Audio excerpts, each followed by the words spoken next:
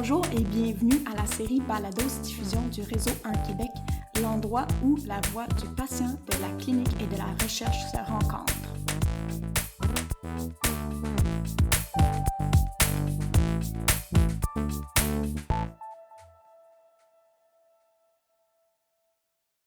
Aujourd'hui, nous allons parler d'un sujet qui nous touche tous, directement ou indirectement, et ça, c'est la santé mentale, la dépression et l'anxiété. Avec moi pour parler de ce sujet, je suis très excitée de vous présenter mes deux invités, Dr Jeté Pomerleau et Arnaud Demoustier. Bonjour Vincent. Bonjour Emma. Bonjour Arnaud. Salut Emma. Alors les gars, est-ce que vous pouvez me parler de votre parcours professionnel? Vincent. Certainement. Moi, j'ai gradué en médecine à l'Université de Montréal en 2017. Par la suite, j'ai commencé une résidence en psychiatrie à McGill. Auparavant, j'avais obtenu une maîtrise en psychologie de l'Université de Montréal. Arnaud. Salut, donc moi je suis infirmier clinicien, j'ai gradué de l'Université de Sherbrooke. Je travaille comme chargé de cours et chercheur sur la collaboration interprofessionnelle ainsi que la téléréadaptation. Est-ce que vous avez des conflits à déclarer? Aucun conflit. Moi non plus, j'ai aucun conflit, mais je veux juste vous dire à nos chers auditeurs que je ne suis pas experte dans ce sujet, ni dans aucun sujet d'ailleurs, mais on va explorer ensemble. La dépression. Pourquoi il faut en parler? C'est une entité qu'on rencontre beaucoup en clinique, autant aux urgences que dans la première ligne, comme je suis sûr que tu l'as rencontré toi aussi, Emma. Ça affecte beaucoup de gens, c'est aussi beaucoup d'heures de travail qui sont perdues en termes économiques, mais en termes sociaux, il y a aussi tout un coût à ça aux parents qui peuvent être atteints de dépression, toutes les familles qui sont touchées directement ou indirectement par ça. C'est quand même un beau challenge clinique lorsque, dans la situation actuelle, on peut parfois manquer de temps, voire d'outils pour vraiment bien accompagner les familles et les proches et leurs proches qui sont des victimes de cette situation-là. Au niveau académique, c'est également une des priorités curriculaires de bien équiper les professionnels de la santé à mieux comprendre et à actualiser leurs compétences au niveau de la dépression contemporaine. La dépression, en fait, on sait que ça touche une personne sur 8 dans sa vie. Donc, à un moment donné, une personne sur 8 va souffrir de dépression. C'est une des plus grandes causes d'invalidité dans le monde. Et en médecine familiale, en tout cas, c'est dans les top 3 diagnostics qu'on rencontre dans notre bureau. Donc, c'est vraiment fréquent. Et on manque de temps, on manque d'outils, on a de la difficulté à traiter ces gens-là et à leur offrir quelque chose qui a de l'allure. Cas clinique. J'ai un patient dans mon bureau, c'est 3e épisode de dépression. Il a perdu sa job, il a perdu sa blonde et là, il se levait plus de son lit, il mangeait plus, il a perdu plus que 10 kilos. Il avait un PHQ-9, donc une échelle de dépression qu'on utilise beaucoup en clinique, au-dessus de 24, à mon souvenir, donc très sévère. Et j'ai commencé plein de médicaments. Ça s'améliorait un petit peu, mais ça a pris du temps. Et il avait dit qu'auparavant, psychothérapie avait fonctionné pour lui, mais maintenant, avec le fait qu'il était sur l'assurance emploi, en fait, il recevait presque juste 700 $ par mois. Donc, quand on dit que c'est 100 $ le psychologue par shot, c'est la moitié de son revenu, c'était impossible. C'est un patient qui appréciait beaucoup mes visites et je le voyais fréquemment, mais c'était difficile. Lui, il gardait plus un espoir que moi, des fois. Est-ce que ça résonne avec vous? Complètement. L'accès en psychothérapie est très difficile au Québec. Il y a tout un réseau de psychothérapie privée qui, souvent, quand les gens ont une assurance privée, ils y ont accès. Mais un patient comme celui que tu décris, qui a probablement plus d'assurance privée, qui est sur le régime vraiment public, l'accès est très limité. Il y a un accès qui est possible via les CLSC, mais comme tu es probablement au courant aussi, il y a des longs délais d'attente. Fait que l'accès en psychothérapie reste un grand problème là, au Québec. C'est encore plus scandaleux du fait qu'on sait que toute la dépression légère à modérée ont souvent il y a pas nécessairement de différence entre soit la psychothérapie ou la pharmacothérapie, mais on sait qu'il y a un effet additif des deux ensemble pour tout ce qui est au-dessus de modéré. Là. Oui, les statistiques que tu mentionnais, Emma, je ne les connaissais pas, mais tristement, elles ne me surprennent pas par rapport à la réalité des cliniques qui nous entourent. À l'heure d'aujourd'hui, c'est vraiment une question de justice sociale. Pour donner accès à des services de santé équitables et justes à l'ensemble des personnes, peu importe le revenu. L'autre défi que tu mentionnais, c'était vraiment d'offrir un accompagnement de qualité, autant sur le court terme que sur le long terme, pour ces populations plus vulnérables qui ont des difficultés financières, où beaucoup d'intervenants sont aussi recrutés, comme les travailleurs sociaux, les médecins, les infirmiers, et ainsi de suite. Donc, ça demande une grande collaboration qui, dans le climat actuel, n'est pas toujours disponible, malheureusement. Donc, pour les politiciens qui nous écoutent, on aimerait ça que la psychothérapie soit couverte, ce qui est une question, en fait, analysée par plusieurs études dont je ne connais pas les détails, alors on n'en parlera pas ici, mais c'est une question très importante où la politique et la recherche se rejoignent.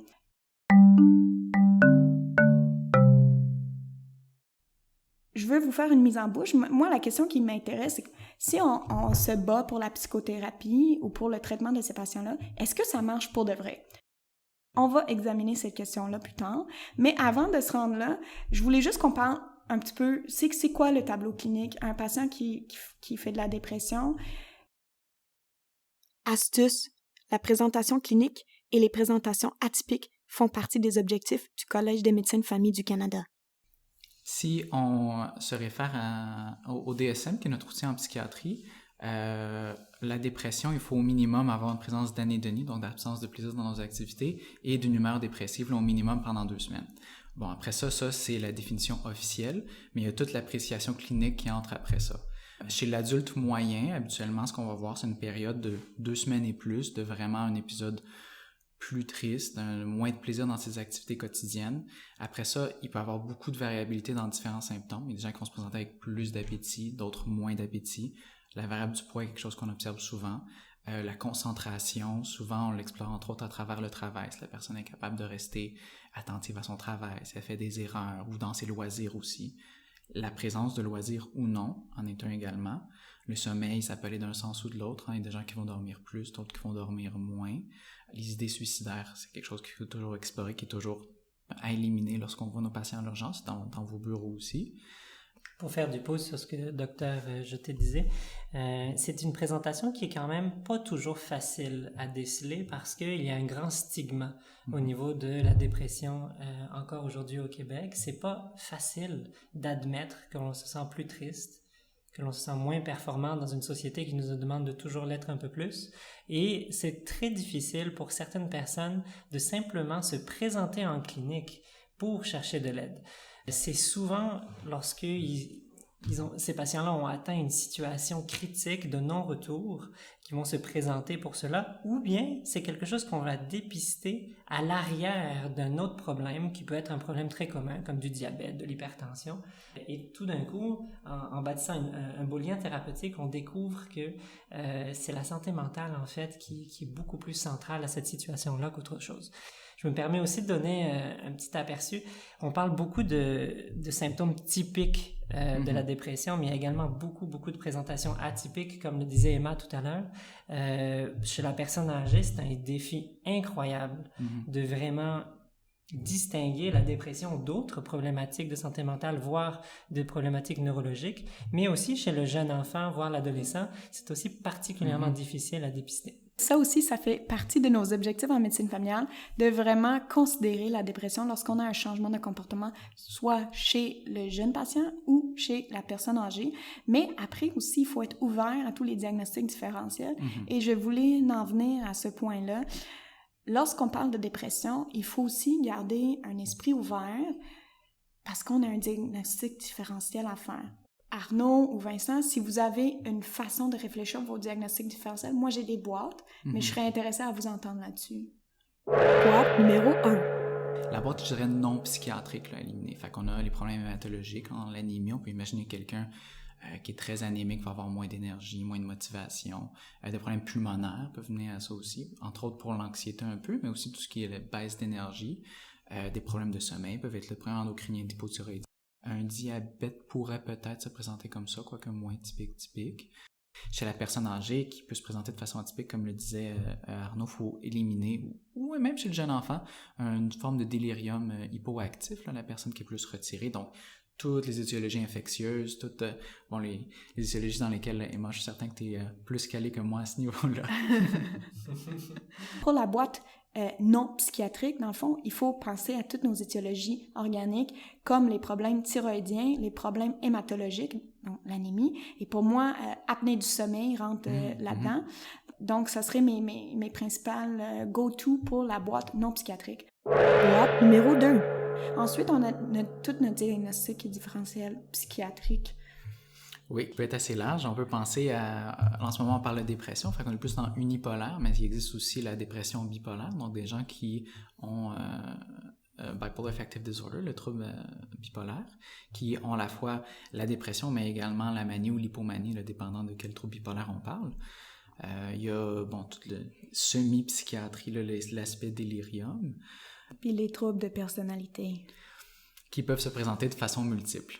Ce qui est assez intéressant dans ce qu'on mentionne, c'est la façon finalement de catégoriser et d'utiliser un algorithme décisionnel pour aboutir au diagnostic de la dépression. Là encore, c'est quelque chose d'assez intéressant parce qu'on a tendance à faire cette division-là de façon extrêmement stricte, alors qu'on sait très bien que c'est un cercle vicieux qui s'auto-entretient. Un problème thyroïdien peut tout à fait engendrer davantage de dépression. L'usage de stupéfiants peut également augmenter ou diminuer les symptômes, voire même l'importance de la pathologie. Non seulement l'alcool, qui est un dépresseur connu, mais aussi le sevrage de tous les stimulants peut entraîner un genre d'état un peu dépressif qui serait temporaire. Tout à fait. Il faut y penser, toujours l'éliminer. C'est là qu'on appelle nos collègues en psychiatrie pour nous aider.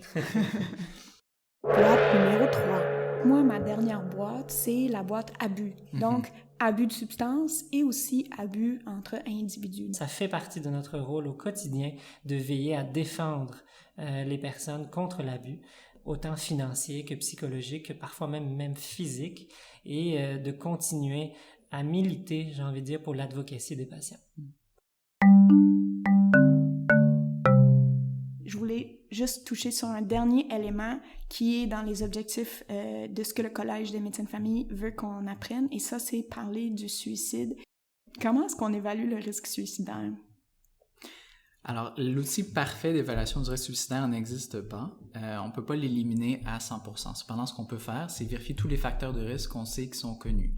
Le premier facteur de risque, je dirais, ce serait l'histoire personnelle de suicide. Donc, quelqu'un qui a déjà commis soit une tentative récente ou non est plus à risque de retenter à nouveau le suicide. Donc, quelqu'un qui est à risque. L'histoire familiale est quelque chose de très important aussi. S'il y a un suicide, autant dans les proches directs, un suicide chez les amis. Fait que là, on parle toujours d'histoire psychiatrique familiale, mais si récemment, quelqu'un autour du patient a eu un suicide, souvent, ça peut inciter la personne à aussi avoir une tentative. L'abus de substance est un risque. Entre autres, l'alcool, on dit, désinhibe un peu d'une certaine façon. Quelqu'un qui aurait des idées suicidaires, qui serait plus passive, pourrait passer à l'action s'il était désinhibé. Toujours voir la possession de moyens à la maison. Toujours évaluer le risque ponctuel quand on rencontre le patient. C'est quoi son idée en ce moment par rapport au suicide? Est-ce qu'elle a envie de passer à l'action et de s'enlever la vie, ou est-ce que c'est des idées qui étaient là auparavant et qui maintenant sont moins présentes? Finalement, c'est un peu de trianguler l'information. Le patient en tant que tel va nous apporter énormément d'informations de par son environnement, son histoire, l'histoire familiale qui l'entoure et la présentation clinique lorsqu'on le rencontre. Mais à côté de ça, on a aussi un jugement clinique qui se perfectionne au fil du temps en tant que professionnel de la santé, qui nous permet un petit peu de développer une intuition clinique pour davantage aider ces personnes-là à s'aider et évidemment à les dépister. Et enfin, la troisième origine, c'est vraiment la littérature. Donc, Emma, tu as mentionné le PHQ-9, on a le PHQ-2, le BID, donc quelques outils finalement d'échelle qui nous permettent de mesurer à quel point cette dépression-là est aiguë, sévère ou non, puis évidemment d'en faire le suivi dans le temps. Avoir une histoire collatérale auprès de la famille est essentiel lorsqu'on évalue le risque suicidaire. Il faut savoir comment les proches trouvent le patient à l'heure actuelle. Oui. Et Emma, tu mentionnais tantôt le risque suicidaire lorsqu'il est imminent. Évidemment, on va faire une évaluation du plan suicidaire. Donc, on s'intéresse au quand ou au comment. Donc, on demande textuellement au patient ou à la patiente comment il compte s'y prendre, à quel endroit il compte le faire, quel outil il compte utiliser, est-ce qu'il dispose de ces outils-là facilement ou non. Donc, finalement, on fait un petit peu une enquête sur c'est quoi sa volonté et comment est-ce qu'il veut s'y prendre. À côté de ça, il y a des populations qui, à mon avis, sont un défi supplémentaire à évaluer en termes de suicidalité. On a mentionné le trouble de personnalité limite, chez qui le risque suicidaire est souvent confondu avec l'intentionnalité suicidaire, qui est une forme d'expression de dysrégulation émotionnelle et qui est très différente de la suicidalité chez le dépressif. À côté de ça, on a aussi la dépression relativement atypique chez la personne âgée, qui peut malheureusement être confondu des fois avec « oh, la personne est un petit peu plus fatiguée »,« oh, la personne veut ci »,« oh, la personne veut ça ». Et on passe à côté du risque suicidaire. Chez une population à risque. Exactement, chez une population hautement à risque, et je vais me risquer à dire à cause d'une forme d'agisme, finalement. Et à côté de ça, on a aussi le suicide chez le jeune enfant ou le pré-ado. Ça reste encore un tabou, le suicide chez les enfants. Puis je vais mentionner aussi les jeunes autochtones qui sont particulièrement à risque et aussi les jeunes LGBTQ. Moment communication. La recherche nous montre que de poser des questions directes par rapport à l'intention suicidaire n'augmente pas le risque de suicide et par contre aide à évaluer le risque suicidaire et l'intentionnalité. Comment est-ce qu'on soigne la dépression? Je pense que ça part de, comme on a évoqué les principes de psychothérapie, de pharmacothérapie, je pense qu'il y a une place jointe aux deux également.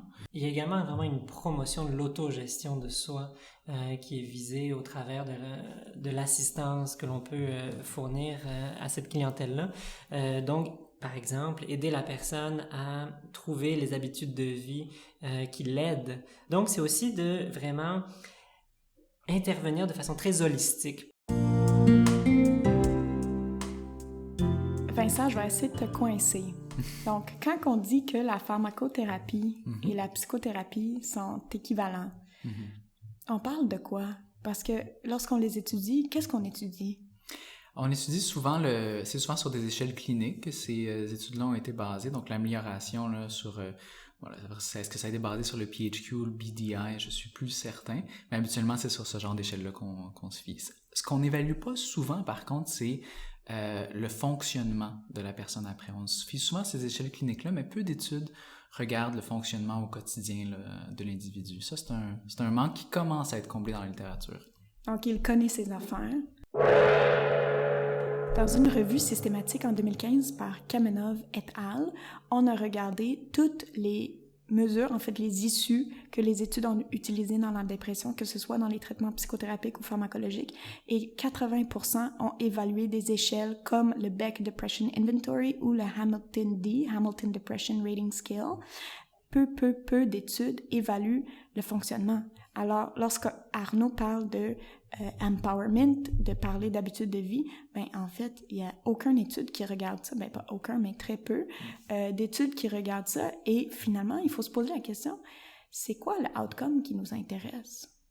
Je peux pas trop m'empêcher de partir dans le débat du qualitatif versus le quantitatif parce que il y a quand même quelques études phénoménologiques qui sont allées explorer le vécu et l'expérience de ces personnes-là avant, pendant, voire après leur épisode dépressif ou leur problème de dépression. Et je pense qu'il y a des informations d'une valeur incroyable à s'intéresser vraiment à la phénoménologie de cette population-là. J'aimerais ça que, pour nos auditeurs, que tu expliques la différence en 30 secondes ou moins entre la recherche qualitative et quantitative. Gros challenge que je te donne. C'est un grand challenge, mon Dieu.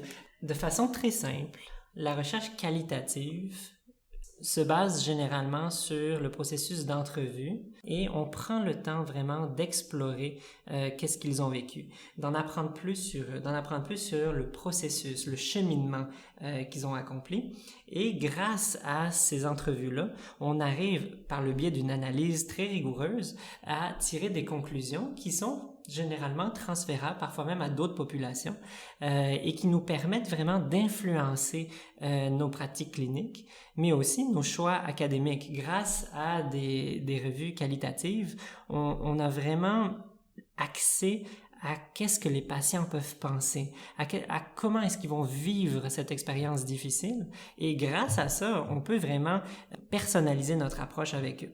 À côté de ça, on a les études quantitatives qui sont essentiellement basées sur les statistiques et l'épidémiologie. Une récolte de données chiffrées ou chiffrables qui, une fois analysées par des statistiques, des moyennes et différents processus qui seraient trop longs à détailler ici, permettent d'avoir des conclusions avec des intervalles de confiance. Donc, à 95% ou non, on a la certitude que tel médicament est aussi efficace qu'un autre et ainsi de suite. À côté de ça, on a aussi les études mixtes qui ont l'avantage de présenter les deux angles. Je pense qu'on sentait une préférence méthodologique, Arnaud. Je dois dire que moi, je suis partielle aux études mixtes. Pour nos cliniciens qui nous écoutent, j'aimerais résumer ça en 30 secondes. On a deux approches qui ont une philosophie différente. Une philosophie, du côté quantitatif, où on dit il y a quelque chose qui existe, qui est vrai dans le monde, qu'on peut chiffrer, qui est généralisable, et une philosophie plus chez le qualitatif qui dit que l'expérience se construit et c'est ça qu'on explore. J'espère qu'on ne fait pas honte aux chercheurs qui nous écoutent en expliquant la différence dans les méthodes qualitatives et quantitatives. Et j'espère qu'on vous convainc, les cliniciens, d'aller un petit peu ouvrir vos recherches à ne pas que regarder des essais cliniques randomisés parce que parfois, il y a des choses très riches dans des études un petit peu différentes. Nous avons survécu le cours de méthodologie et d'épistémologie 101. J'ai posé la question tout à l'heure, quand on traite les gens, combien vont mieux? Là, on a eu une discussion sur aller mieux, qu'est-ce que ça veut dire? Et on voit que dans les études, c'est une vision restreinte de réduction de symptômes. Aller mieux, souvent pas une question de fonctionnement, réinsertion sociale, etc. Et on pourrait peut-être avoir plus de réponses à ces sujets-là avec peut-être d'autres méthodologies. Mais lorsqu'on se pose la question, réduction des symptômes, c'est quoi les chiffres? Avez-vous une idée? L'étude STAR-D, qui commence à dater un peu, mais qui est une des plus grosses études qui a été faite sur l'étude des antidépresseurs, nous donne quelques réponses, au moins du point de vue pharmacologique. Du point de vue pharmacologique, il semble donc qu'à la tentative du premier antidépresseur chez quelqu'un qui souffre d'une dépression majeure, je fais ma parenthèse ici, les études sont toujours faites sur une population sous-typée qui est bien particulière. Oui, donc, surtout dans l'étude STAR-D, on va le dire. Oui, donc c'est des gens qui sont dépressifs uniquement, qui n'ont pas d'autres comorbidités, donc ça à prendre avec un grain de sel. Mais en attendant, ça reste une étude qui a quand même un échantillon significatif, qu'on peut utiliser jusqu'à une certaine mesure. Cette parenthèse étant faite, l'étude STAR-D, ce qu'elle nous révèle, c'est qu'au bout d'un antidépresseur, il y a à peu près 33% des gens qui vont répondre, qui vont rencontrer une certaine rémission clinique. Au bout de 4 antidépresseurs, il va rester jusqu'à à peu près 30% de gens qui sont toujours pas rétablis. Est-ce qu'ils prennent les 3 antidépresseurs en même temps? Non, c'est 3 essais subséquents avec un certain délai là, entre les deux. Donc, c'est 3 essais d'antidépresseurs suffisamment longs. Ensuite, en faisant des fois c'est un cross-tapering, on essaie un autre antidépresseur. Donc, on a essayé Zoloft 12 semaines, ensuite on a essayé Paxil, ensuite on a essayé... ça ressemble à ça, Effexor. Oui. Okay. Ça ressemble environ. Je pourrais pas dire exactement chacune des molécules qui a été utilisée en STAR-D, mais c'est dans cet ordre-là d'idées, ouais. J'ai devant moi une méta-analyse de Cupers en 2014 qui s'appelle « The Effects of Psychotherapies for Major Depression in Adults on Remission, Recovery and Improvement », un meta-analysis. Donc, les effets de la dépression sur la rémission et aussi la réponse. Et lui, son but en faisant cette méta-analyse, il disait que souvent, on rapporte la ratio de cote, mais on rapporte pas les risques absolus et les différences absolues entre traitements. Donc, je voulais vous rapporter les chiffres. Moi, je trouve ça bien intéressant. Lorsqu'on a fait cette méta-analyse, qui se concentre sur les psychothérapies, mais comme on sait, tout à l'heure on l'a dit, on sait que la psychothérapie et les médicaments, c'est à peu près équivalent, en fait, surtout pour les dépressions modérées. En fait, on dit 62 patients, après le traitement, ne rencontrent plus les critères de dépression. Donc, on peut parler de rémission. Mais 43% des patients dans le control, donc dans les groupes témoins, et 48% des patients dans les soins comme usuels, et ça, on ne sait pas trop c'est quoi, vont mieux. Donc là, lorsqu'on parle vraiment de différence entre le groupe traitement et le groupe contrôle, on a une différence de 14%. Donc 62% qui vont mieux après la psychothérapie, mais avec le contrôle, donc avec le temps et les efforts que le patient fait par lui-même, que son clinicien dans son bureau fait avec les moyens qu'il a, il y a quand même à peu près 50% qui vont mieux. Je trouve que c'est important et je voulais amener une notion de recherche. Moment de recherche nerds. Le concept de number needed to treat est un concept très intéressant. Ça nous donne une idée de combien de patients est-ce qu'il faudrait traiter pour avoir vraiment le bénéfice par-dessus juste l'effet placebo. Lorsqu'on utilise, par exemple, les chiffres dans cette étude, dans cette méta-analyse qu'on vient de parler, on dit qu'il y a une différence de 14% entre le groupe traitement et le groupe contrôle. Pour avoir le number needed to treat, on fait 1 sur la différence de risque, donc 1 sur 14, ça nous donne 7. Donc 7 patients qui font de la psychothérapie pour en bénéficier. C'est quand même pas pire lorsqu'on pense à nos grandes études cardiovasculaires où souvent le number needed to treat, c'est 20. Pour la psychothérapie qui a probablement pas tant d'effets secondaires. Par exemple, lorsque c'est à peu près le même number needed to treat pour les médicaments et on a des effets secondaires, on peut se poser les questions de c'est quoi les number needed to harm. Je vais vous avouer que je connais pas les chiffres. On va se le dire. Ça marche sur la réduction des symptômes, c'est ce qu'on sait. Ça marche pour 60, peut-être 70% si on essaie 4 molécules des patients.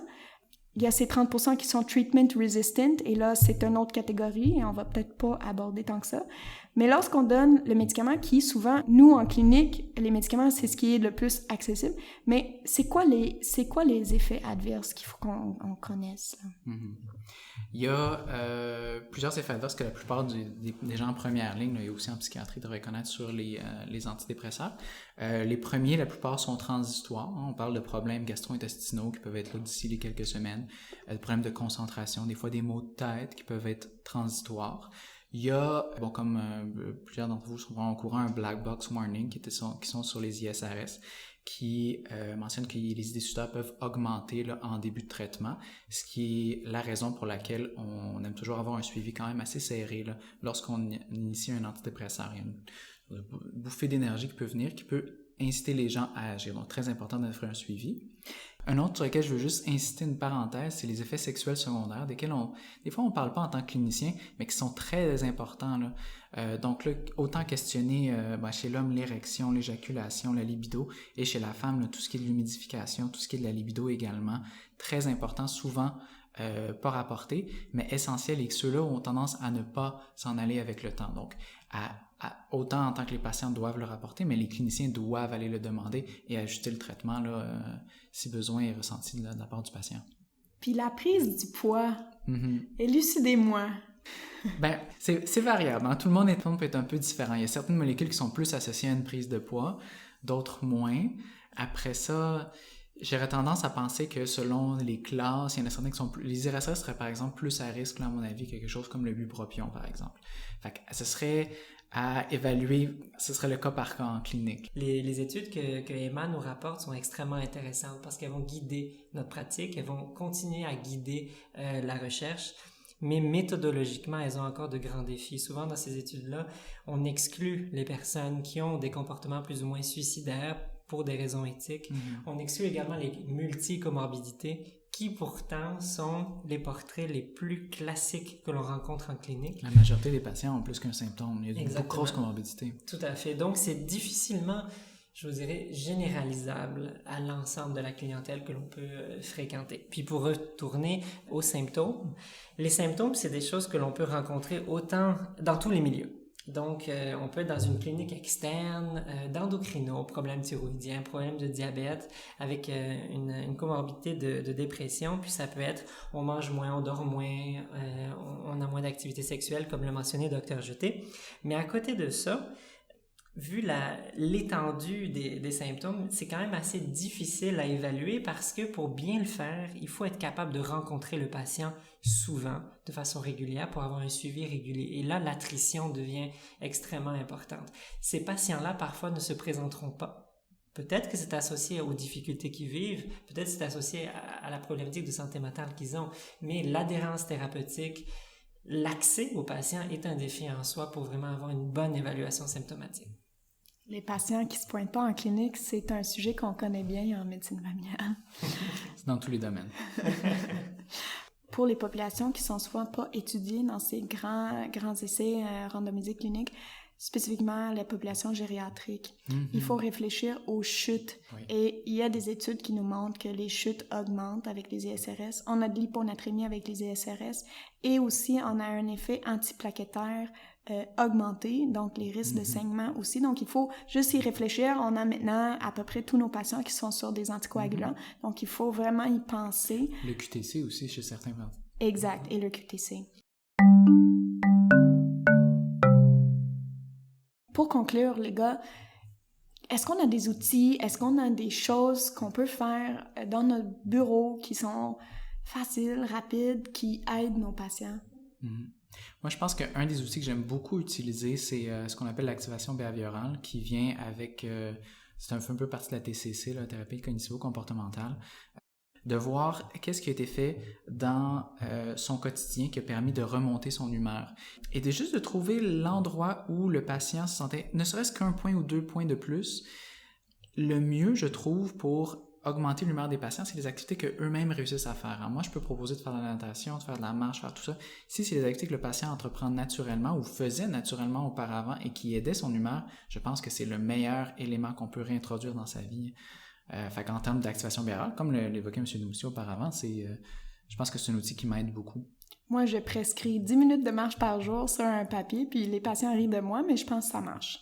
Pour répondre à ta question, Emma, je pense que continuer à réfléchir sur la dépression, à se renseigner sur l'ensemble des études, l'ensemble des nouveautés, autant dans les traitements que les différentes sources communautaires, par exemple, qui sont offertes à cette clientèle-là est essentiel. Pourquoi? Parce que oui, la pharmaco, c'est important, la psychothérapie, c'est important, on l'a dit. À côté de ça, on a les habitudes de vie, mais on a aussi tout un tas d'options un peu plus alternatives qui pourraient être tout à fait intéressantes pour les patients qui aiment explorer ces traitements complémentaires. À côté de ça, je pense que c'est aussi très important de garder à l'idée qu'on est là pour aider ces patients avec une perspective de santé dans la maladie.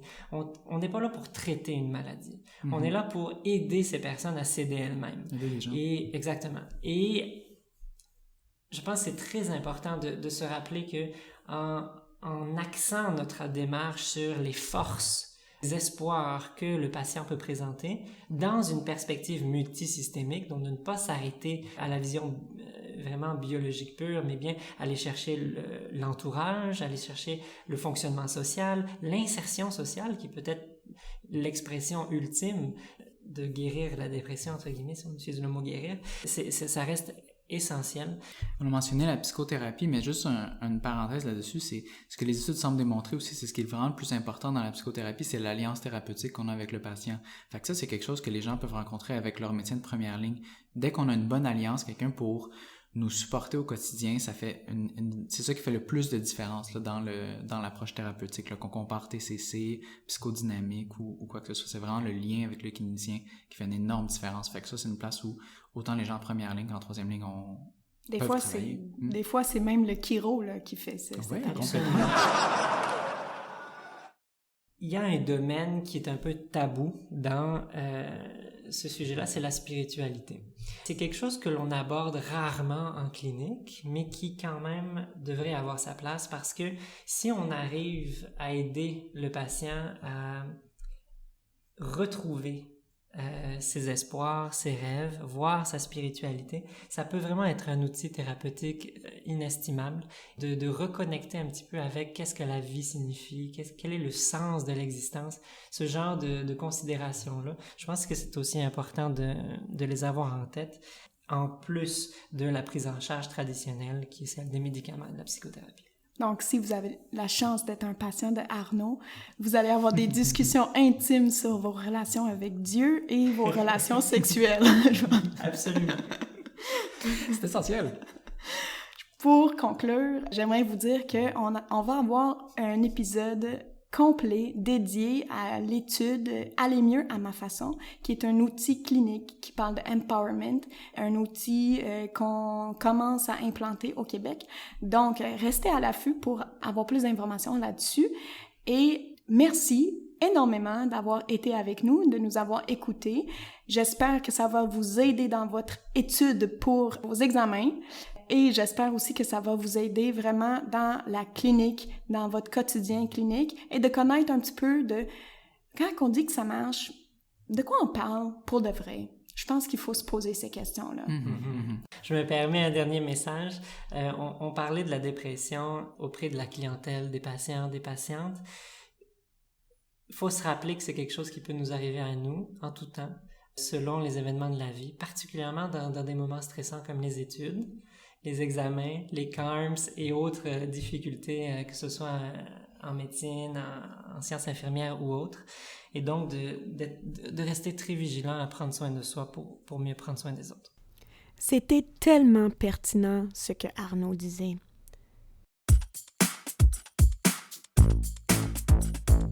Merci d'avoir été avec nous pour notre premier épisode de Balados Diffusion. C'est une série produite par le Réseau 1 Québec, produite par moi-même, Emma Glazer, avec la musique de Lee Rosevere.